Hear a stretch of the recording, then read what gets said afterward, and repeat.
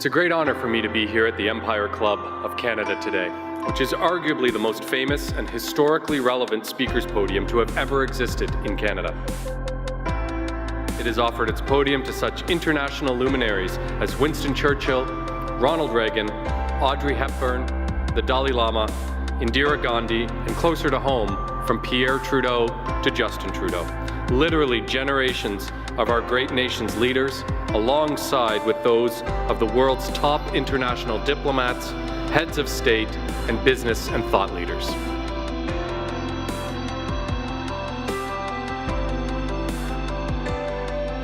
It is a real honor and a distinct privilege to be invited to speak to the Empire Club of Canada, which has been welcoming international diplomats, leaders in business and in science and in politics. When they stand at that podium, they speak not only to the entire country, but they can speak to the entire world.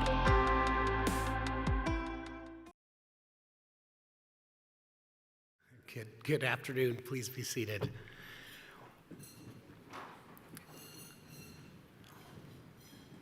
Welcome to the 119th season of the Empire Club of Canada. To our in-person attendees joining us at the Arcadian Court in Toronto, I'm delighted to be here with you today. And our virtual audience joining in live or on demand, thank you for your participation and support. This incredible community of colleagues and peers is the driving force behind our mandate to engage, debate, educate, and advance the dialogue on issues of importance to Canadians. Welcome. My name is Sal Rabani, and I'm the President of the Board of Directors of the Empire Club of Canada. To formally begin this afternoon, I want to acknowledge that we're gathering today on the traditional and treaty lands of the Mississaugas of the Credit and the homelands of the Anishinaabe, the Haudenosaunee, and the Wendat peoples. We encourage everyone to learn more about the traditional territory on which you work and live. We're extremely privileged to have with us two absolute champions for our province, Ontario Premier Doug Ford, in conversation with Flavio Volpe, President of the Automotive Parts Manufacturers Association. Thank you for being here. We've got a lot going on in Ontario, largest economy in Canada, contributing around 40% of the country's GDP, and home to almost half of all employees in high-tech, financial services, and other knowledge-intensive industries. A growing, diverse population, a dynamic economy with sound fundamentals, strong manufacturing sector. We also face some important challenges, labor shortages and inflation, that are impacting our businesses and their competitiveness. But I believe we don't speak enough about another great advantage that Ontario has, something less tangible, yet super powerful, and this is our ambition. As a proud Ontarian, I'm definitely biased, and you'd be hard-pressed to find more innovation, more drive, and more collective ambition to transform great ideas into tangible businesses or success stories than right here in Ontario. I'll share just two recent examples. Volkswagen choosing Ontario to build the site of their first battery site outside of Europe and hiring 3,000 people in St. Thomas, going head-to-head with 90 sites around the world and winning. This took a lot of work, I'm sure, at all levels, but this also took a lot of ambition. And second is Project Aero, Canada's first zero-emissions autonomous concept vehicle. Again, this is ambition. Flavio, big congrats for your leadership in showing the world just what our auto industry is capable of. There are many other examples outside the auto and manufacturing industry, and I'm sure we'll hear more from Premier Ford in a minute. This is a province of ambition. I've called Ontario home since I was 3 when my parents immigrated here, and I've seen firsthand the power, the winning mindset, and the energy Ontario has, and I can tell you without a doubt that this definitely is the best place to live and work in the entire world. One of my top commitments at the Empire Club is to extend our reach to better engage the next generation, and so we want to provide them with opportunities for participation, get them more involved in our events and conversations. If we're going to ask any of the students and young professionals in the room today, and those that are listening online, they would tell us that we could even be more ambitious in Ontario. We could dream even more bigger. And you know what? I think they're right. The only limits are the ones that we impose on ourselves. Premier Ford, today you're speaking in front of 400 very determined people who think big for Ontario and who are very excited for our collective future. We look forward to your address and to hearing about your ambitions for our province. Turning to today's program, I want to recognize the Empire Club's distinguished past presidents, board of directors, staff, and volunteers. Thank you for your contributions in making this event a success. We also have several special guests in attendance, and I'd like to acknowledge the Honorable Caroline Mulrooney, Minister of Francophone Affairs and Minister of Transportation, the Honorable Monty McNaughton, Minister of Labor, Training, and Skills Development, and the Honorable Nina Tangra, Associate Minister of Housing, the Honorable Peter Bethenfalvy, Minister of Finance. The Empire Club of Canada is a not-for-profit organization, and we'd like to recognize our sponsors who generously support the club and make these events possible and complimentary for our online viewers to attend. Thank you to our lead event sponsors, Hydro One and LaUna. Thank you to our VIP reception sponsors, Amazon, BMO, Bruce Power, Deloitte, Enbridge, Aurea, SNC-Lavalin, Sussex, TC Energy, and Waste Connections. And thank you to our supporting sponsors, Billy Bishop Airport, Fasken, Home Care Ontario, IBAO, Johnson & Johnson, Labatt, PwC, Provincial Building Construction Trades Council of Ontario, and thank you to our season sponsors, Bruce Power, Hydro One, and TELUS.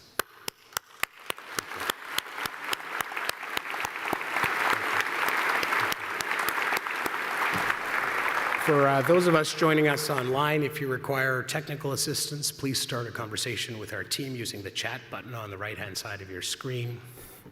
It is now my pleasure to invite Joseph Mancinelli, International Vice President and Head of Canada for LaUna, to introduce our guest speaker. Joseph, welcome.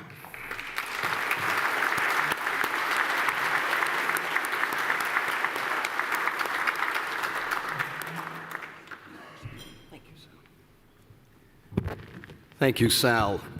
Good afternoon, ladies and gentlemen. For decades, many of you will agree, we have seen a level of inertia in all levels of government.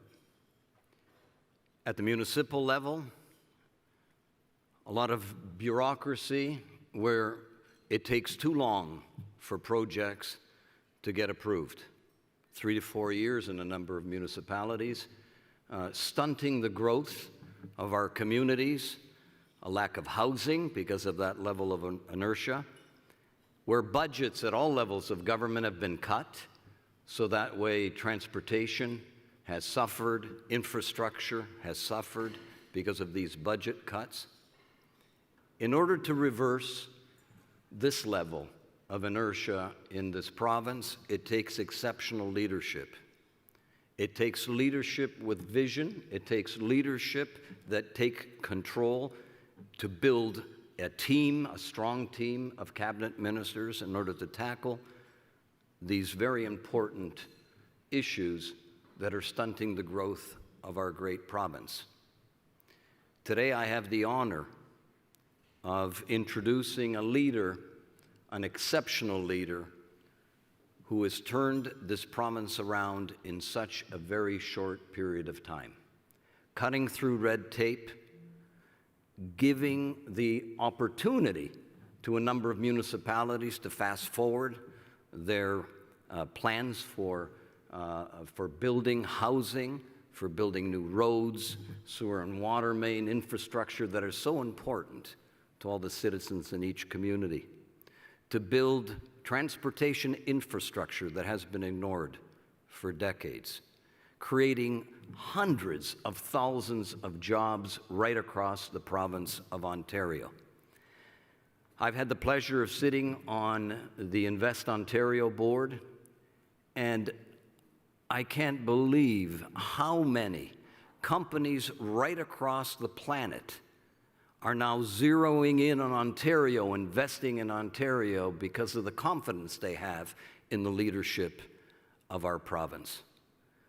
So without any further ado, ladies and gentlemen, please join me in welcoming the leader who is making all of this change possible, our Premier of Ontario, our friend Doug Ford.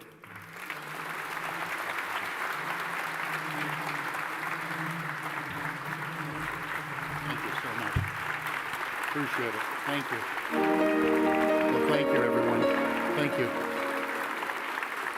Well, thank you so much, everyone. Well, first of all, good afternoon, everyone, and thank you for joining us today. And thank you, Joseph, for that very kind introduction. And I have to tell you, Joseph, you want to talk about true community builders, city builders, province builders, and right across the country, there's one name that stands out is Joseph Mancinelli. And thank you for your great partnership.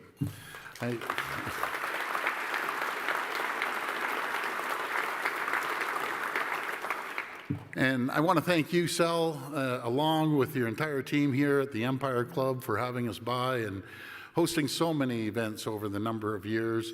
I also want to thank my pal. I call him my pal. He was instrumental in growing the auto sector here to a tune of $25 billion that we'll talk about shortly, is Flavio Volpe. And thank you for moderating today. I understand we're going to have a chat later on. And it's great to see everyone, not only Joseph, but Anthony and Victoria, his daughter. I always joke around, the brains behind the operation, Joseph. You're wonderful to see your family here. Another true champion that's instrumental in moving our economy forward, building infrastructure, is Hydro One Chair Tim Hodgson. Tim came over the other day and had a great chat, and I know you planned on bringing your dad over. I think he was 88 years old. That didn't happen, but give him all our best, and I look forward to sitting down with him. Another good friend is Dr. Mohammed Lashami. I call him the Commander-in-Chief over at TMU. You're doing a great job graduating some really, really bright young people. Along with Anna Marie Vaughn. Anna Marie, I saw you earlier. There you are. Humber College, largest college in the country. And I'll get into the reason why so many companies are coming here to Ontario, and you two are part of that critical path. Tim Hudak from Orea. Tim, great to see you. Oh, there you are. It was great to see you, and thank you for everything that you're doing as well. And so many familiar faces in the audience. Each one of these people, including the people in our audience, will play a critical role in our economic growth and prosperity right here in Ontario. And thank you all for joining us. Friends, 1 year ago this month, it was a privilege and an honor to be re-elected to serve the great people of Ontario.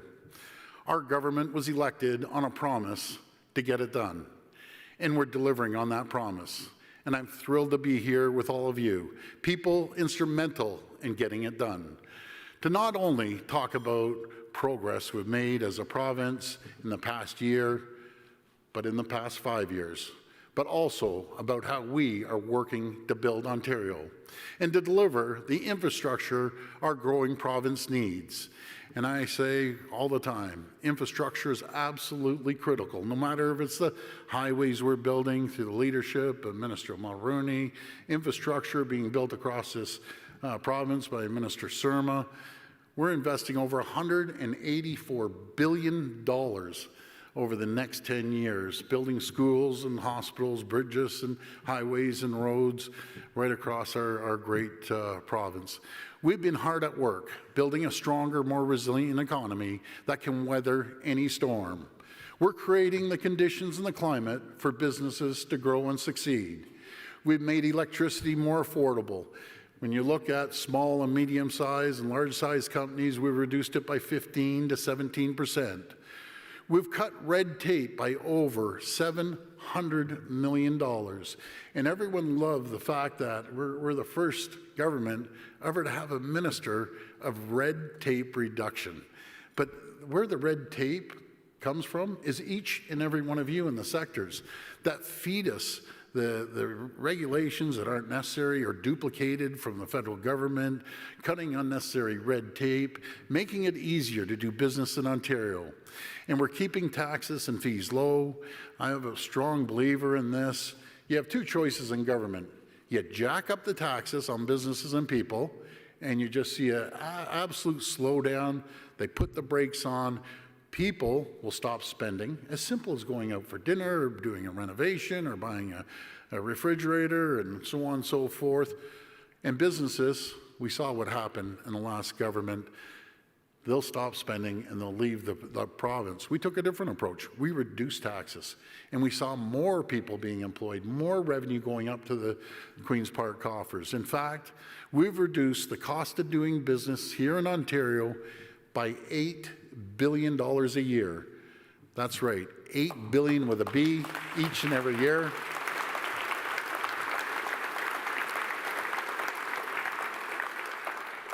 That's money that goes back into businesses so they can invest in their workers, growth, innovation.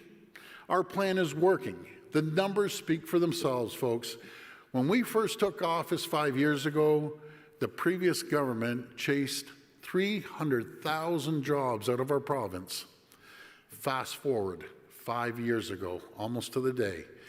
Almost 650,000 more people are working today than they were 5 years ago in 2018 when we took office. But the other great news is we have 380,000 jobs going unfilled each and every day. I say great news because we need more people to fill those jobs.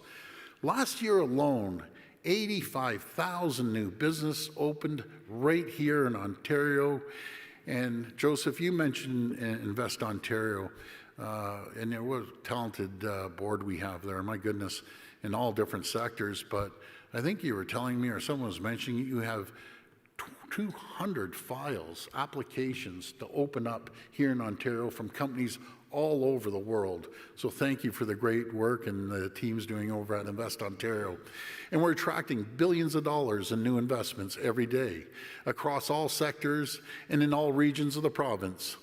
In life sciences, we secured over $3 billion in new projects, including Moderna's investment to manufacture vaccines in Cambridge, AstraZeneca's expansion of its research facility, Roche's new operation hub, both in Mississauga, and Sanofi, $925 million state-of-the-art vaccine facility right here in Ontario and Toronto. In tech, Ontario is home to one of the largest IT clusters anywhere in North America, and tech job creation here in Toronto continues to outpace. These are great figures. San Francisco, the Bay Area, Seattle, New York City combined. I'll give you an example. San Francisco Bay Area employs about 388,000 people in the region, whereas we employ over 411,000 people. Every day, and it's usually at nighttime, about 11 o'clock at night, Minister Vic Fideli, our #1 salesperson in the province, sends me over a text. And this is the company that's coming. This is the investment. These are the amount of people we're employing. And it's every day, and he never misses a day. Then we sit down, and he has a binder about that thick. And he sits down and he runs through all the investments, not 10 million, not hundreds of millions, but billions that are being invested right here in Ontario. And one of the reasons, I'll tell you, is because the great colleges and universities we have, and the auto sector alone, I think there's 24 colleges and universities that are focusing on the auto sector. But they always ask, you know, our #1 talent are the young people coming out of these great colleges and universities. I'll put them up against anywhere in the world. And again, thank you for everything that each and every one of you do who run the colleges and universities. We're putting our manufacturing sector back on the map. We're building a homegrown electric vehicle supply chain. I call it the electric vehicle revolution, that's connecting critical minerals in Northern Ontario and clean steel makers in Hamilton and Sault Ste. Marie, over at Algoma and Sault Ste. Marie and Dofasco and Hamilton. It's like we're changing over to electric arc furnaces. It's like taking 2 million cars off the road. To automakers and battery manufacturers across Ontario, and over the past 2.5 years, we've attracted over $25 billion in automotive and EV battery investments, Flavio, thank you for your leadership in doing that and standing shoulder to shoulder with us, including Volkswagen's $7 billion investment.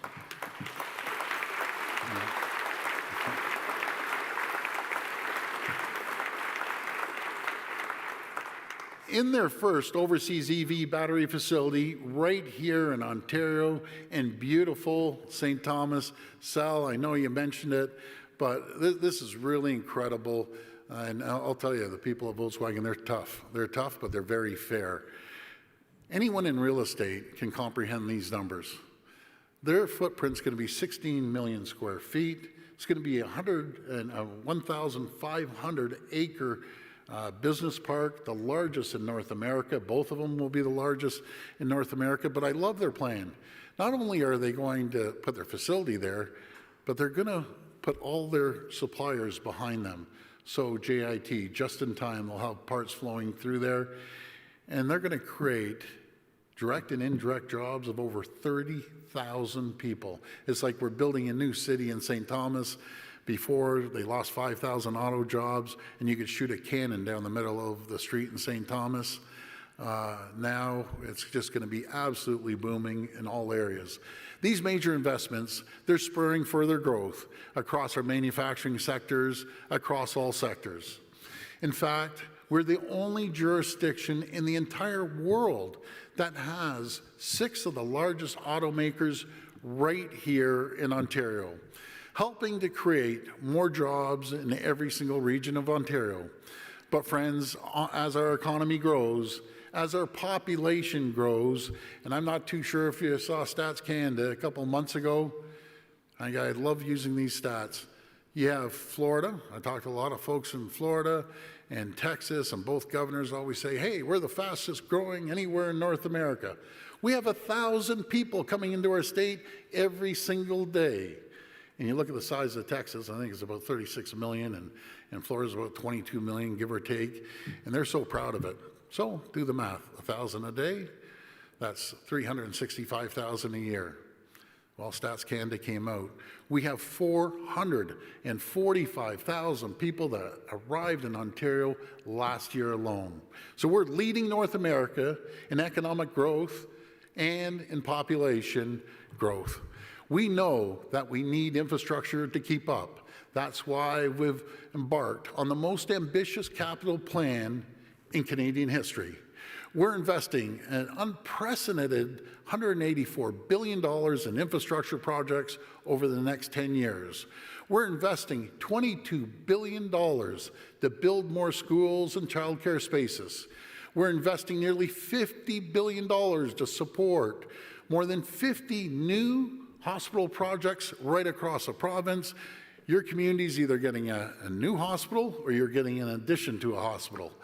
We're investing $28 billion in roads and highways, be it the 413, the Bradford Bypass, $60 billion in transit, including $30 billion of which is dedicated to building the largest transit expansion in North America, with our 4 subway lines being built as we speak today. Our government has made incredible progress building transportation infrastructure. Shovels are in the ground to build the new Ontario line. We've started construction on a bridge crossing over the future Bradford Bypass.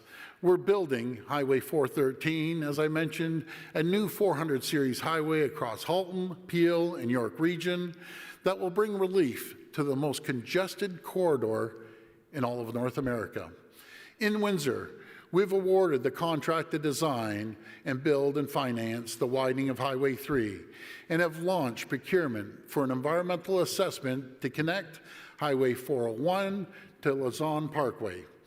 We've purchased 3 new train sets. I love when they put that down, 3 new train sets, but they're pretty big train sets, as part of our plan to bring back the Northlander, connecting Timmins and Cochrane with Toronto. And we recently approved the terms of reference for the First Nations-led environmental assessment from Webbequay First Nations, Martin Falls First Nations, to build the Northern Link portion of the All Seasons Road to the Ring of Fire. Folks, I can't begin to tell you how important the Ring of Fire is. We have 34 of the most critical minerals, and probably even more, that the whole world wants. But rather than just go and give away our critical minerals, we can't do that. We'll sell our critical minerals on one condition. You manufacture here. You manufacture the batteries here. No matter if it's the cobalt or the nickel or the lithium, we need to produce everything here in Ontario.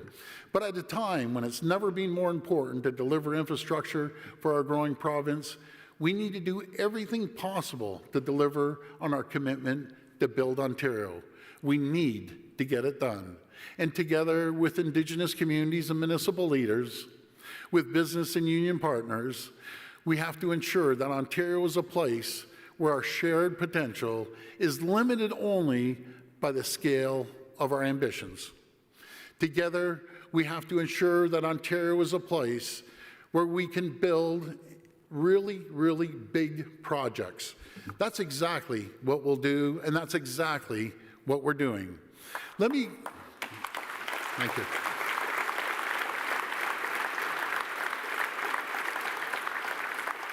Let me just give you a couple examples of where we're already making progress, where we're cutting red tape and eliminating unnecessary process to get things built. Under previous legislation, and these are pretty staggering numbers as well, typically it took 10 to 15 years to build a mine in our province. Even before opening a mine, miners would have to submit a detailed closure or rehabilitation plan to the ministry, explaining how they would restore the site to its original condition after mining is complete. Just imagine trying to put together a comprehensive closure plan for something that's going to happen 30, 50, or even 100 years into the future. This process, this back and forth with ministry officials, added months and sometimes years to the process. Years of lost jobs, lost revenues, and lost opportunities. That's why earlier this year we introduced legislation allowing qualified professionals to certify plans and allowing companies to conditionally file on closure plan and defer certain elements to a later date, all without compromising our world-class environmental standards. The timing of these changes couldn't be more important as we build up our homegrown electric vehicle and battery supply chain. We want global mining companies to view Ontario as a destination of choice for investment. We want global mining companies attracting the same minerals needed for the batteries that will power the cars of the future. Batteries that will be made right here in Ontario by Ontarians. Let's also talk about homes. And it's no secret, we currently are facing a housing crisis decades in the making. For far too long, restrictive zoning rules, time-consuming approval processes, and soaring developer fees, and I think you mentioned it, Joseph, I lived it down at City Hall. It could take 3, 4, 5 years to get an approval, which is totally unacceptable. The rampant NIMBYism, and there's a new name too, it's called banana. Build absolutely nothing anywhere near anyone. I like that one even better. Meant we didn't get enough homes built to meet the needs of our growing population. Ontario is the fastest growing region, as I mentioned, in North America, bar none. I also mentioned about Texas and Florida, together about 365,000, and we're seeing 445,000 people land right here last year alone. And it really kind of boggles my mind when I hear people saying, we can't build, we can't build. No, we can build, we have to build. These people need homes. The future generation needs homes. They need affordable homes and attainable homes. That's why our government is taking bold action to build 1.5 million new homes across Ontario by 2031, including a mix of ownership and rental housing types that meet the needs of all families. Over the past 5 years, we've introduced over 90 initiatives to build more homes, including legislation to reduce government fees and fix development approval delays. And just this past Friday, we announced our intention to expand our strong mayor powers to an additional 26 municipalities. I had the opportunity to invite the large city mayors over to the house, had a little barbecue. They're excited. We're excited to get homes built, providing more mayors with the tools they need to get homes built faster in their communities. This progress our government is proud of, but the work isn't done. It shouldn't take to get approval, as I said earlier, to build homes for growing communities. It shouldn't take 15 years to open a mine. It shouldn't take decades to build roads to the Ring of Fire, as I said earlier, as we have to ensure that Ontario is a place where we can do and build big things. We're attracting new investments and jobs. We're welcoming hundreds of thousands of newcomers to our province every single year. As we grow, as our province grows, and as our economy grows, we need to be able to build. This isn't just about delivering our commitments. The world is watching us. Global companies looking to invest and grow are watching us. We need to show them that we can deliver, that we can build. That's why we continue to work with our partners. I always believe in working collaboratively with our federal and municipal partners, our regional partners, in getting things done. The people living, working, and building on our front lines. People representing companies like the ones in this room. To identify how we can do more to move big, ambitious projects forward. To keep building Ontario, to get it done. Thank you again for inviting me. Thank you all for joining us, and may God bless the people of Ontario. Thank you, everyone. Thanks.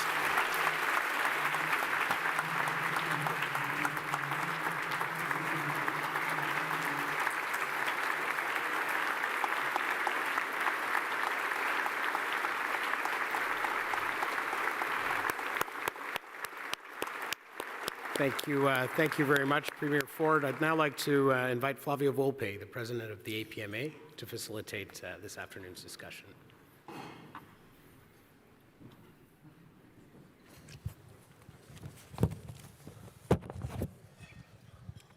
Thanks for having me. This is going to be the funnest karaoke session in Toronto. It was a funny joke. Some of you didn't laugh there, but Better not quit our day job then. so. You talk about auto investments, and you talk about some of the deals that we've landed. I want to give a little bit of context for the room here who's in the business every day. The run of the last 18 months of $25 billion in investments by 6 automakers is the greatest run in the history of this province, in the history of any of our competing American jurisdictions ever. And it is done at a time when competition is at its highest. Every single company in the world is electrifying. Every single company in the world is either coming up with batteries or got to buy them somewhere. There's a lot of people who don't think that these are good investments for government. What do you say to the criticism on some of these deals? Well, I just respectfully disagree. When we're competing against the IRA down in the U.S., the Inflation Reduction Act, and I always say we can compete against anyone. Folks, I spent 20 years in our Chicago facility, New Jersey, and I love the Americans, but I love kicking their butts when it comes to winning these agreements. And I know, as Sal, I think, mentioned about Volkswagen, they were looking at 90 locations across the world, and it came down to ourselves in Tennessee, and I think Oklahoma was in there. And we're fortunate enough with everyone's collaboration and your leadership, Flavio, to land this massive, massive deal. And all the spin-off jobs and reciprocal jobs, I said just on Volkswagen alone, over 30,000 jobs. But I always like going back 5 years. Well, I don't like thinking back 5 years, but going back 5 years, and I'll never forget, and I think you were at the auto show with Vic Fideli and myself when we first took office. And I can't quite remember which CEO it was, or I won't name the CEO. He sat down with Vic and I. Now, we were only a few months into our mandate. And they said to Vic and I want to tell you Ontario's the worst jurisdiction to do business in, the highest hydro rates and electricity rates, the highest red tape, and it's just, it's not good to do business. Oh, and by the way, we're closing our plant and see you later. And we thought, wow. And then next thing you know, Ford was looking to go down to Mexico, and GM said they were closing, and guess what? Oshawa closed. Chrysler, Stellantis right now, said we're closing Windsor and Brampton, and see you later. And we were left with Toyota and Honda. Look forward today with everyone's help and support, all levels of government. We are the only jurisdiction in the world that have 6 of the largest auto manufacturers right here in Ontario. Not only did GM come back, they did the quickest build in the history of their company. They're rolling off those pickup trucks as we speak today. We're seeing massive expansion. And I know Toyota, Honda, and GM, they're all looking to expand their battery facilities right here in Ontario. It's a hell of a turnaround. I remember that CEO, and that CEO warned this room and other rooms over the previous 5 years, and we were in a different space then, and I think we ignored him. You know, it was a big risk we took, and now we're back in the game and we're swinging for the fences. But you're swinging for the fences on housing. Yes. So you say we're going to build 1.5 million new homes. We've got the highest interest rates we've seen in 20 years. We've got trouble with inflation. You know, talk to Tim, we have declining housing starts. Can we do it? Well, I'm totally confident all of us can do it. We work together. I'll give an example. We had more housing starts since all the way back since 1988. That's what happens when you cut the red tape and the additional fees that the municipalities want to put on the buyers at the end of the day. We had more housing rental starts all the way back to 1988, and we will hit our goal. It's not a matter of fact if we will or not, we will, but municipalities have to cut this red tape. If anyone, Joe, you know better than anyone in this room, you can't put an application in, and I don't mean to pick on Toronto, I was just down there, I'll use that, and it's rampant everywhere. Put an application, it goes on the carousel, I call it. So they make their comments, it goes around the carousel, and transportation, and heritage, and everyone else makes their comments, comes off the carousel. Do you know where it goes after that? It goes back on the carousel. And it goes around and around and around. That's unacceptable. That's why, with cooperation with the municipalities, we'll issue as many municipal zoning orders as we possibly can. We know people are coming in the droves. We need homes built, not just affordable homes, but attainable homes. That we have a program that people can afford to buy a home, and over a certain period of time, they'll own their home.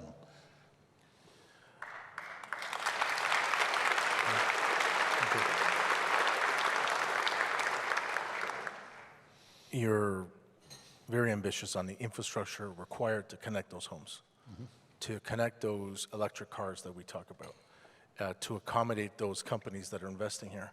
But you did touch in your speech a lot about duplication in approvals processes. And I remember during the pandemic when we first responded, when we didn't have the PPE and the ventilators we needed, we worked together with other jurisdictions and found a way to certify things without skipping steps quicker.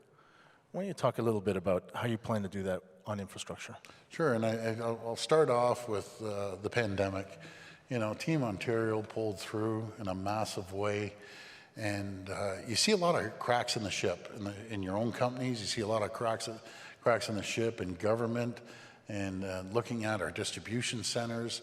And we all pulled together. I'll never forget, right at the beginning of the pandemic, we couldn't get our N95 masks off President Trump, and I was pretty frustrated, to say the least.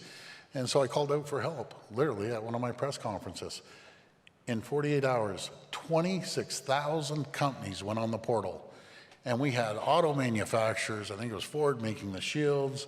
We had beverage companies, liquor companies changing over to hand sanitizer. We had Roots, the clothing people, making gowns. We were making ventilators. We stood up a whole industry together in 2 months. And I love when I heard CBC say Ontario was second best in the world. And coming from CBC, that's pretty good. So, it's second best in the world next to Japan. I love our Japanese friends, but I thought we were number one. Everyone pulled together. And so on infrastructure, Ontario has an incredible reputation for on time, on budget. We're putting a lot of items, no matter if it's schools now or hospitals or roads and bridges, under infrastructure. And they're working collaboratively with the ministry. And we're getting things done. There's no better organization, in my opinion, than Infrastructure Ontario. They have great leadership on all levels over there. We need workers for all this. Yes. I spent a week in Germany with Porsche, and they took me from facility to facility, including the test track. Every single place they said, we can't find workers. Can you imagine growing up in Germany and not wanting to work at Porsche? We've got leaders like Joe here working really hard and making sure that the next generation of Ontarians want to do the work that we're bringing in here. And we're working very closely with Monty. Yes. I want you to talk a little bit about your strategy for that skilled labor that we need. Well, first of all, I have to give a big shout out to Monty. He's done an absolutely incredible job on his files as Minister of Labor.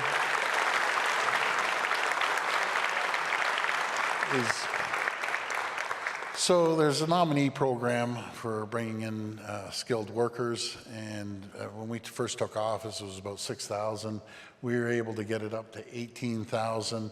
As you heard, 445,000 people have landed here. We've really poured money through Monty's ministry, $1.5 billion into skilled trades. We know 1 in 5 people are going to be in the skilled trades as we continue building this province. And we're going to work closely with the federal government to speed up the process. And I always say, if someone's on ODSP, I'll support them for life, and we'll all agree on that. If someone has a challenge mentally or physically, we're behind them. What drives me crazy is people on Ontario Works, probably 300,000-400,000 that are healthy. And we've never seen more jobs. There isn't one jurisdiction in Ontario. You can't walk down the street, no matter if it's at Etobicoke or down to Windsor or anywhere else, and not be able to find a job in numerous sectors. It really bothers me that we have healthy people sitting at home collecting your hard-earned dollars. We need to encourage them to contribute back to the province and find gainful employment. I'll support anyone that's having a tough time. I have no problem with that. But eventually, you have to go out there and start working and contributing back. We're doing a lot of winning.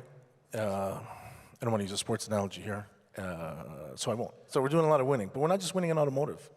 We're winning in tech, we're winning in life sciences, we're winning in development, we're winning in renewables and in mining. It's a hell of a run. Yeah. Why are we winning? Isn't everybody competing with us? Doesn't everybody have money? Doesn't everybody say they have workers? Well, they do. It's about working in cooperation and collaboration of all 3 levels of government. I don't give 2 hoots about political stripes. Our family's never given 2 hoots if you're from the green team, orange team, red team, or blue team. In saying that, am I proud to be the leader of the PC party? Yeah, I'm 100% I am. But we've turned the PC party around, and we welcome everyone. And when you work in collaboration with trade unions like LIUNA and other trade unions, and when you work with businesses and you work with 3 levels of government, there's nothing or no one that can stop us. When our number 1 selling features, as I was saying, are STEM graduates. You just think, 85,000 new businesses opened up here in Ontario last year alone. We're graduating 65,000 STEM graduates, science, technology, engineering, and math. And when we're selling to these companies, we're saying we have the best students anywhere in the world. We have the brightest and smartest people anywhere in the world right here in Ontario. and come and invest. We'll cut the red tape. We'll make it easier to open up a facility. We'll have shovel-ready, land that you can come here and start building. LIUNA and other trade unions are doing an incredible job getting stuff built as quickly as possible. That's what happens when we work together. We're unstoppable. So we're going to continue doing that with everyone and attracting new businesses to Ontario. Last thing I'll say is I was in Ottawa with the Prime Minister on last Wednesday, and he talked very candidly about the work you're doing together, talking about your team and his team on another big deal. And having had the perspective of working with governments of all stripes at both levels of government, I've never seen this before. And I think that's further to your point why we're winning, because outside of these borders, nobody cares, and they're all cutthroat, and they all have everything. And it's honorable. You started it really well during the pandemic and carried forward as business, and it's an honor here to speak with you today. Thank you. Well, thank you, and I appreciate it. And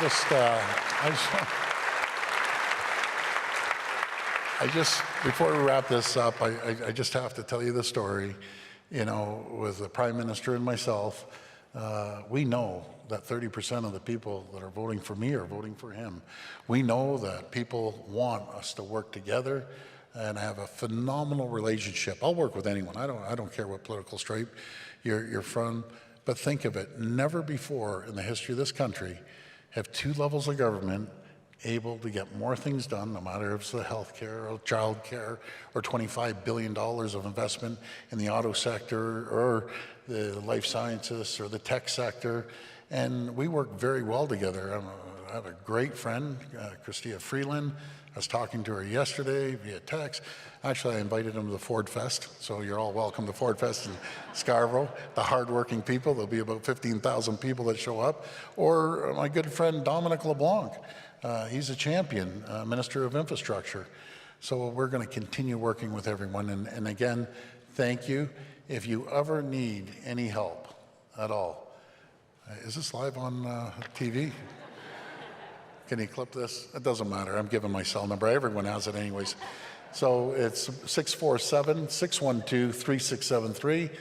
And feel free to give me a text. I get about 200 to 300 a day. As Patrick, my chief of staff, one of the brightest guys down at Queen's Park, gets things done. He's an absolute champion. We're up till midnight, going back and forth. So you don't have to say, great to see you today, but if your family needs help, you need help, your business needs help, send it over to me. Give me a few hours in the next morning. But I get back to every single person. You have ears and eyes all around the province. But thank you again for having me. Thanks, everyone.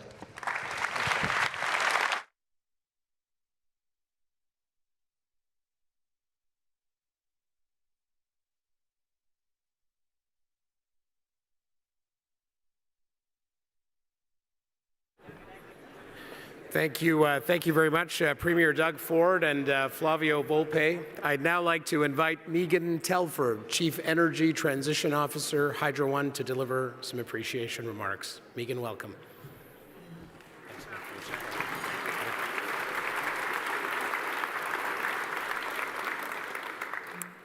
Premier Ford, thank you for your remarks today.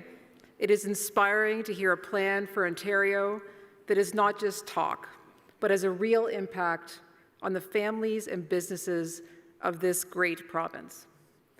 I am the granddaughter of two blue-collar gold mining families from Kirkland Lake.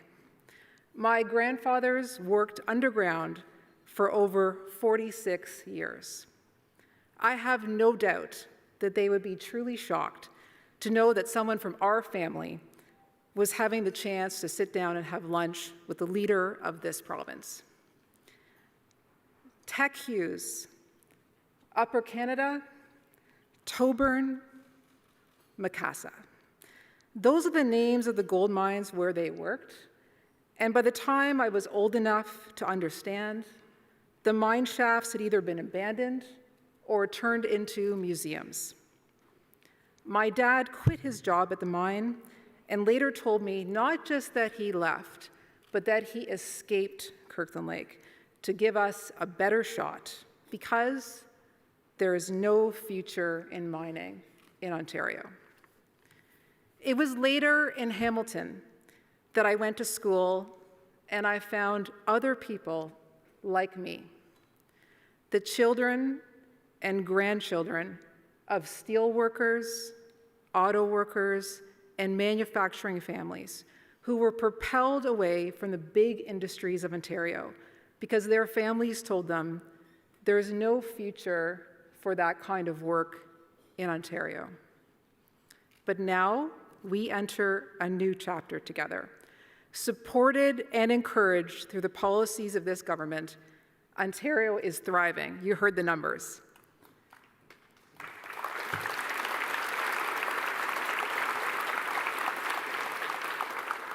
Industry is thriving. And what is certain is that we need a strong energy system to support this future. I'm so truly honored to represent Hydro One because the hardworking men and women of this company are here to meet that energy need. There simply is no energy transition in this province without transmission. We are committed, Premier Ford, to developing the right critical transmission projects to ensure we can meet the growing demand for all those companies you mentioned across the province. Today, our CEO, David Lebeter, is with the Minister of Energy, Minister Smith, along with Indigenous and local and community leaders, breaking ground on our new Chatham to Lakeshore transmission line. This line will support the incredible growth in local agri-food and manufacturing industries. Premier, we are focused on partnering with your government to build a resilient energy system, one that will help give Ontario a clean energy advantage. And really what your government is doing, and we want to be part of, is we are going to compete globally, but create jobs locally. We are taking advantage of your focus on cutting red tape by building smarter with Ontario worker-led innovation. And we are getting ready to connect faster so that we can get industry working and get all those families connected to all those homes that you want to build. So, Premier, first, thank you for everything you are doing for this bold and much-needed roadmap for Ontario prosperity. We at Hydro One are excited about working together with this government to support your plan to continue to build Ontario. And finally, and most importantly, thank you for giving people like me the opportunity to tell their children a different story to what our parents told us. We actually do now mine for gold in Kirkland Lake. We build cars, we make batteries, we make steel, and so many other things that our grandparents could have never imagined, but would be so proud of. It feels sort of unreal that many days I get to come home from work just one generation later and say to my kids that we don't have to escape from something, but that we're staying in Ontario because it's clear there's a bright future. And with that, Premier Ford, I would like to share with you the groundbreaking shovel from this morning's activities from the opening of the Chatham line.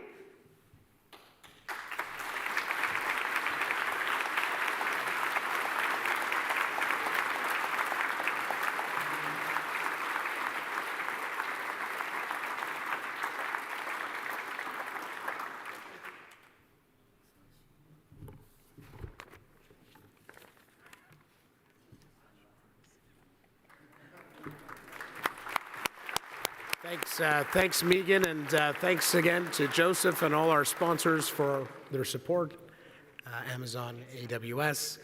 And I'd be remiss if I didn't take the time to acknowledge some other members in the room today, the Honourable Prabmeet Singh Sarkaria, President of the Treasury Board, the Honourable Jill Dunlop, Minister of Colleges and Universities, the Honourable Khalid Rashid, Minister of Public and Business Service Delivery, the Honourable Stan Cho, Associate Minister of Transportation, Billy Pang, Parliamentary Assistant to Minister of Citizenship and Multiculturalism, Rick Byers, Parliamentary Assistant to the Minister of Finance, Hardeep Grewal, Parliamentary Assistant to the Minister of Transportation.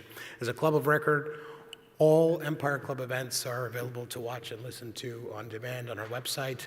The recording of this event will be available shortly, and everyone registered will receive an email with the link. I know that the Premier's got a busy schedule ahead of him, so I just would like to take this opportunity to thank you all for joining us today. Enjoy the lunch hour. This meeting is now adjourned.